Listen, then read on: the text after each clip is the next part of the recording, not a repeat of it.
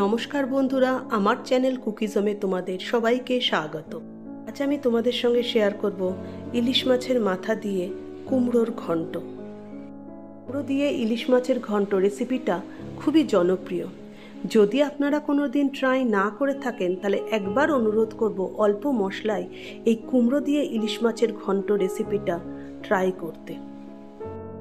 রেসিপিটা যদি ভালো লেগে থাকে তবে লাইক, কমেন্ট, শেয়ার আর সাবস্ক্রাইব করতে ভুলবেন না। আর পাশের বেল নোটিফিকেশনটা অন করে দেবেন, তবে নতুন রেসিপি সবার আগে আপনার কাছে পৌঁছে যাবে। আমার বাড়িতে ইলিশ মাছ এসেছিল। ইলিশ মাছটা তো রান্না হয়েছে, কিন্তু মাথাটা তো রয়ে গেছে। সেই একটা মাথার জন্য আমি 250 থেকে 300 গ্রামের মতো মিষ্টি কুমড়ো নিয়েছি। পরিষ্কার করা ইলিশ মাছের মাথাটাতে আমরা হাফ টেবিল চামচ লবণ আর হাফ টেবিল চামচ হলুদ মাখিয়ে নিলাম। মাছে নুন হলুদ মাখাতে মাখাতে আমার পুরনো বন্ধুদের আমার সাথে থাকার জন্য জানাই অনেক অনেক অনেক ভালোবাসা। এবার কড়াইতে হাফ কাপের মতো সর্ষের তেল গরম করে তার মধ্যে ইলিশ মাছের মাথাটা দিয়ে এপিট ওপিট করে ভালো মতো ভেজে নেব। এই রেসিপিটা এতটাই জনপ্রিয় যে বাঙালির হেসেলে ইলিশ মাছের সিজনে কুমড়ো দিয়ে ইলিশ মাছের মাথার ঘন্ট হবেই। ভাজা ইলিশ মাছের মাথাটা আমরা আলাদা করে তুলে রাখলাম। ওই একই তেলেই আমরা হাফ ছোট চামচ কালো জিরে ফোড়ন দিয়ে 15 থেকে 20 সেকেন্ড ভেজে নেব। যখন মশলার থেকে একটা সুন্দর গন্ধ বেরোবে তখন 2টো চেরা কাঁচা লঙ্কা দিয়ে আমরা আবার 10 থেকে 15 সেকেন্ড ভেজে নিলাম।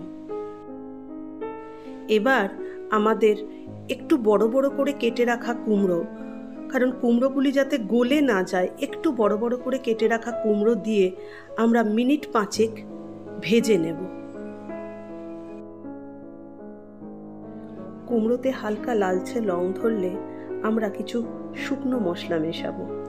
তার মধ্যে হাফ চামচ হলুদ গুঁড়ো আর 1 চামচ ভাজা জিরের গুঁড়ো, যেটার জন্যই কিন্তু স্বাদটা খুব সুন্দর হবে। আর স্বাদ মতো লঙ্কার গুঁড়ো, আমি হাফ চামচ লঙ্কার গুঁড়ো দিয়েছি, দিয়ে ভালো মতো কষাতে হবে।